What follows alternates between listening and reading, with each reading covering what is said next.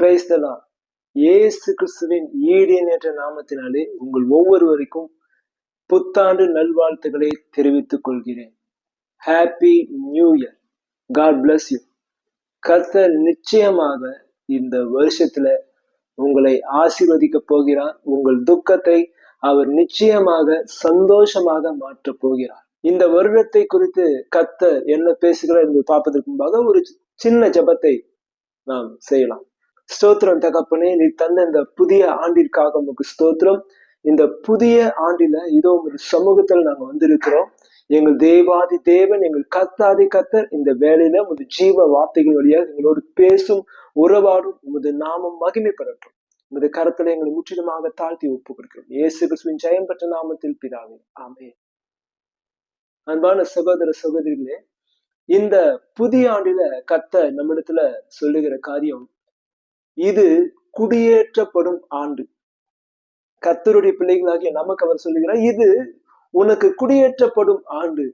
உனக்கான இடத்துல நீ இருக்க வேண்டிய ஸ்தானத்துல இடத்துல உன்னை சுகமாய் தங்க பண்ணுகிற ஆண்டு என்று கர்த்தர் இந்த வருடத்துல நமக்கு வாக்கு பண்ணுகிறார். அந்த வாக்குத்தத்த வசனம் என்னவென்று நாம் பார்க்கலாம். சகரியா 12ஆம் அதிகாரம் 6ஆம் வசனம். 6ஆம் வசனத்தினுடைய பின்பகுதியை நாம் பார்க்கலாம். எருசலேம் திரும்பவும் தன் ஸ்தானமாகிய எருசலேமிலே குடியேற்றப்பட்டிருக்கும். ஹல்லேலூயா. கர்த்தர் இந்த வருடத்துல நமக்கு தந்திருக்கிற வார்த்தை, எருசலேம் திரும்பவும் தன் ஸ்தானமாகிய எருசலேமிலே குடியேற்றப்பட்டிருக்கும். கர்த்தர் இந்த வருடத்துல உங்களுக்கும் எனக்கும் சொல்வது ஒன்றே ஒன்றுதான். என் மகனே, என் மகளே, உனக்கென்று நான் வைத்திருக்கிற ஸ்தானத்துல இந்த வருடத்துல நான் உன்னை குடியேற்றுவிப்பேன். நீ குடியேற்றப்பட்டிருப்பாய். நீ சுகமாய் வாழ போகிறாய்.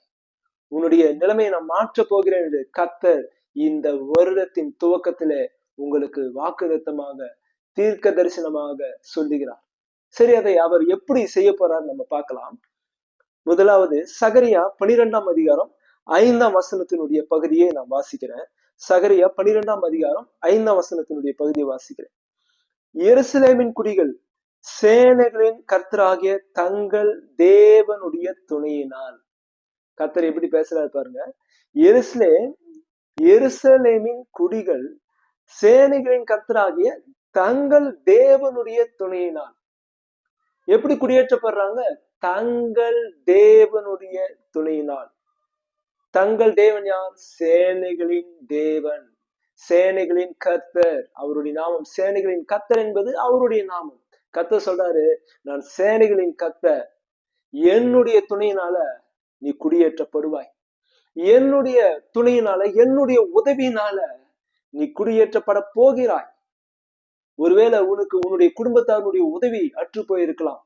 நீ எதிர்பார்த்த உதவிகள் உன்னுடைய நண்பர்கள் மத்தியில கிடைக்காமல் போயிருக்கலாம். நீ வேலை செய்கிற ஸ்தலத்துல கிடைக்காம போயிருக்கலாம். ஒருவேளை உன்னுடைய பிசினஸ் பார்ட்னர்ஸ் மூலியமாக உனக்கு கிடைக்காம போயிருக்கலாம். ஆனால் நான் உனக்கு துணை நிற்கிறேன் என்று கர்த்தர் இந்த புதிய ஆண்டின் துவக்கத்தில உங்களுக்கு சொல்லுகிறார். நிச்சயமாக கர்த்தர் உங்களுக்கு துணை நிற்பதினால் நீங்கள் குடியேற்றப்பட்டிருப்பீர்கள். உங்களுக்கான இடத்தில், உங்களுக்கான ஸ்தானத்தில், உங்களுக்கான நிலையில் நீங்கள் குடியேற்றப்பட்டிருப்பீர்கள். குடியேற்றுகிறவர் சேனைகளின் கர்த்தராகிய தேவன், உங்களை உண்டாக்கின தேவன், உங்களுக்காக நேசம் வைராக்கியம் பாராட்டுகிற தேவன். ஹல்லேலூயா, ஸ்தோத்திரம். இரண்டாவதாக அவர் எப்படி செய்கிறார் என்று நாம் பார்க்கலாம். சகரியா 12ஆம் அதிகாரம் 8ஆம் வசனம். சகரியா 12ஆம் அதிகாரம் 8ஆம் வசனத்துடைய பகுதியை வாசிக்கிறேன். கர்த்தர் எருசலேமின் குடிகளை காப்பாற்றுவார். கர்த்தர் எருசலேமின் குடிகளை காப்பாற்றுவார் சொல்றாரு.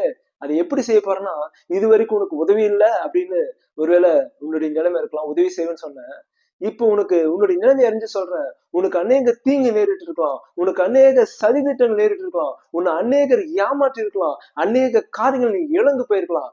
ஆனா நான் இன்னைக்கு உனக்கு சொல்றேன், என் மகனே, என் மகளே, நான் உன்னை காப்பாற்றும்படியாக உன்னுடனே கூட இருக்கிறேன். நான் உன்னை காப்பாற்றுவேன். நான் உன்னை காப்பாற்றுவேன். அதனால நீ குடியேற்றப்பட்டிருப்பாய். ஹல்லேலூயா. கர்த்தர் நம்மை காக்கிறவருங்க. இந்த வருடத்துல உங்களை எப்படி அருமையாக காப்பாற்றி தப்புவித்து மனிதனுடைய சத்துனுடைய சதி ஆலோசனைகளுக்கெல்லாம் விலக்கி, எந்த தீமைகளுக்கும் அழிவுக்கும் விலக்கி, வஞ்சகத்துக்கு ஏமாற்றத்துக்கெல்லாம் விலக்கி, எப்படி உங்களை காப்பாற்றி உங்கள் ஸ்தானத்துல அவர் நிறுத்த போறான்னு பாருங்க. நீங்க நிச்சயமாக இதை அனுபவிக்க போறீங்க. கர்த்தருடைய நாமம் நிச்சயமாக மகிமைப்படும். நீங்க சாட்சி சொல்லுகிற வருடம் இந்த வருடம். சாட்சி சொல்ல வைப்பாருங்க உங்களை. ஆமா. அடுத்ததாக சகரியா 12ஆம் அதிகாரம் 9ஆம் வசனம். சகரியா 12ஆம் அதிகாரம் 9ஆம் வசனத்தினுடைய பகுதியில கர்த்தர் பேசுறார். எருசலேமுக்கு விரோதமாய் வருகிற எல்லா ஜாதிகளையும் அழிக்க பார்ப்பேன்.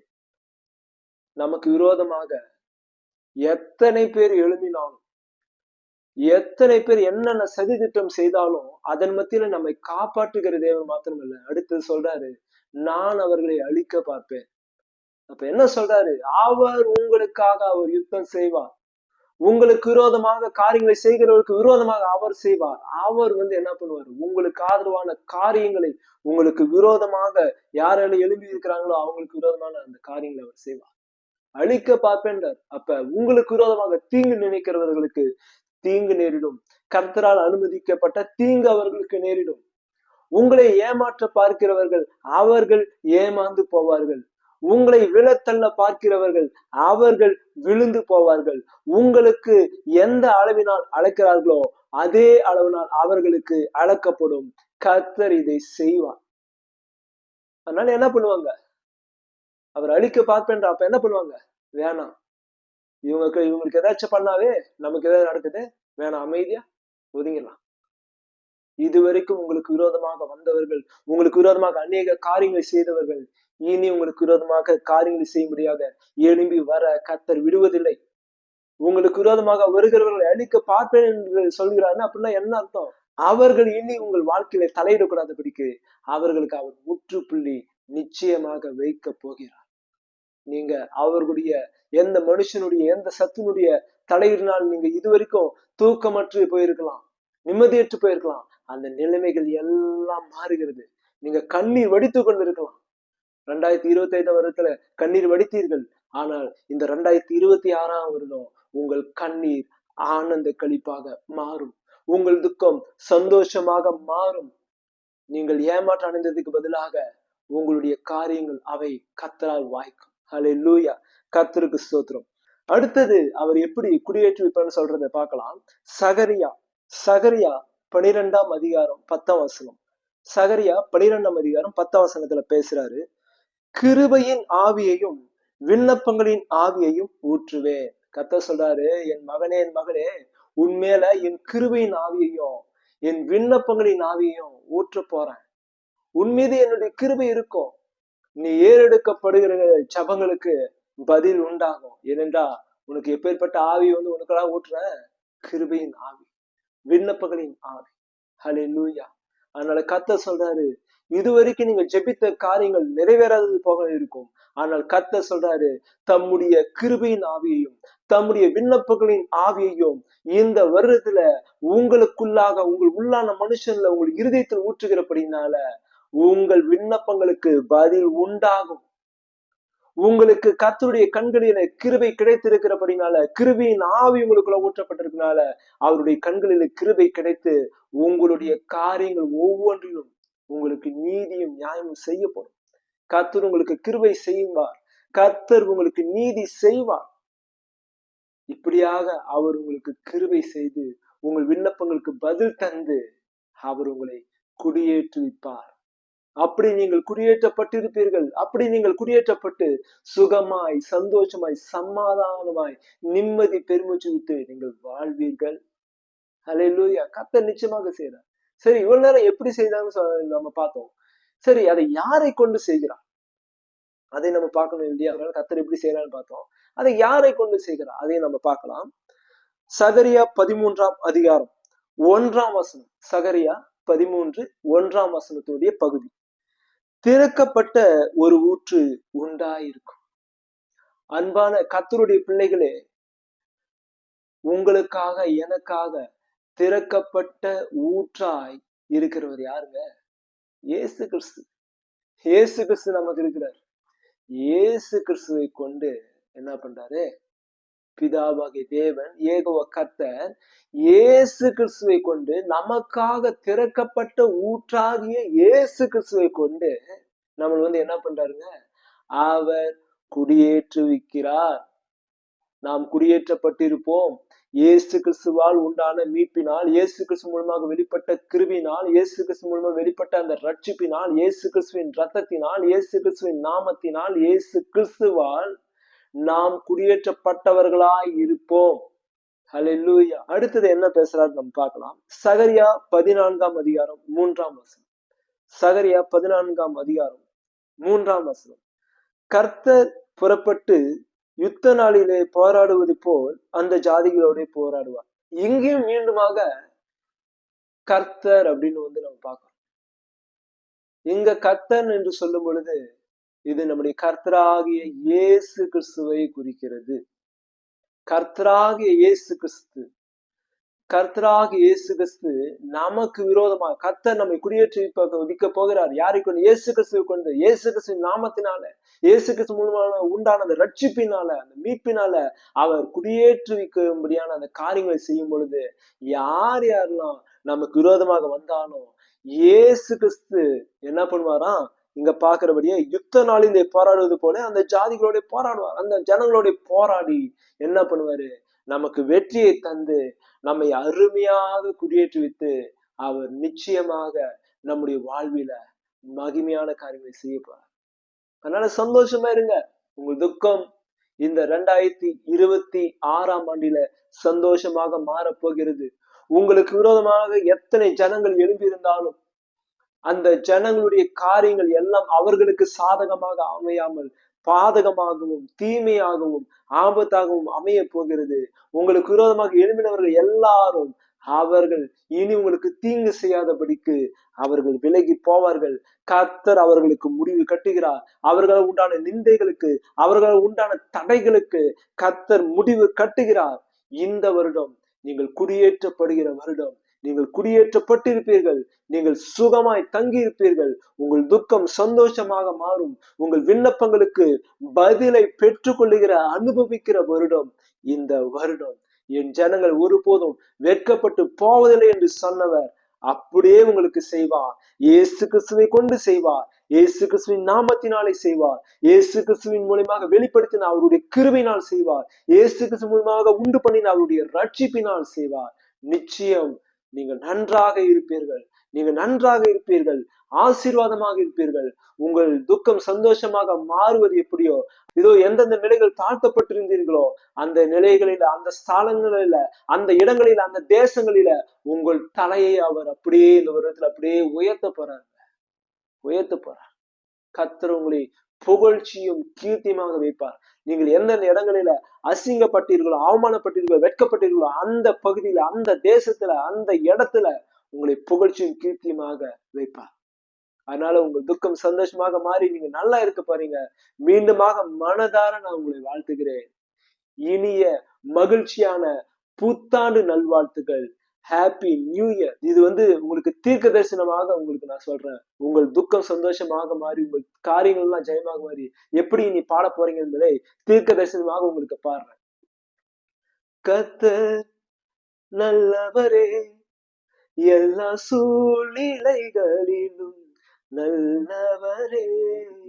கர்த்தர் வல்லவரே, எல்லா சூழ்நிலைகளிலும் வல்லவரே. காற்றின் மத்தியிலும் கர்த்தர் நல்லவர், புயலின் மத்தியிலும் கர்த்தர் வல்லவர். கர்த்தர் நல்லவரே, எல்லா சூழ்நிலைகளிலும் நல்லவரே. கர்த்தர் வல்லவரே, எல்லா சூழ்நிலைகளிலும் வல்லவரே. சிறுமையில் இருந்தேன் என்னை தூக்கி எடுத்தார், எளியவன் என்னை உயரத்தில் வைத்தார். சிறுமையில் இருந்தேன் என்னை தூக்கி எடுத்தார், எளியவன் என்னை உயரத்தில் வைத்தார். வார்த்தைக்குள் மறைவான வாழ்க்கையை செழிப்பாக்கி உன்னதத்தில் உயர்த்தி வைத்தார். வார்த்தைக்குள் மறைவான வாழ்க்கையை செழிப்பாக்கி உன்னதத்தில் உயர்த்தி வைத்தார். கர்த்தர் நல்லவரே, எல்லா சூழ்நிலைகளிலும் நல்லவரே. கர்த்தர் வல்லவரே, எல்லா சூழ்நிலைகளிலும் வல்லவரே. இன்பம் தரும் வார்த்தையினால் என் துன்பம் எல்லாம் பறந்திட செய்தீர். இன்பம் தரும் வார்த்தையினால் என் துன்பம் எல்லாம் நீ பறந்திட செய்தீர். ஆத்துமாவை நீதம் உயிர்ப்பிக்கும் தேவனி தளராமல் தாங்குபவர். ஆத்துமாவை தினம் உயிர்ப்பிக்கும் தெய்வம் நீ தளராமல் தாங்குபவர். கர்த்தர் நல்லவரே, எல்லா சூழ்நிலைகளிலும் நல்லவரே. கர்த்தர் வல்லவரே, எல்லா சூழ்நிலைகளிலும் வல்லவரே. காற்றின் மத்தியிலும் கர்த்தர் நல்லவர், புயலின் மத்தியிலும் கர்த்தர் வல்லவர். கர்த்தர் நல்லவரே, எல்லா சூழ்நிலைகளிலும் நல்லவரே. கர்த்தர் வல்லவரே, எல்லா சூழ்நிலைகளிலும் வல்லவரே. ஆமென். கர்த்தர் உங்களை அப்படிதான் சாட்சியாக பாட வைக்க போறார். கர்த்தர் உங்க வாழ்வில் மகிமைப்பட போறார். நாம் ஜெபிக்கலாம்.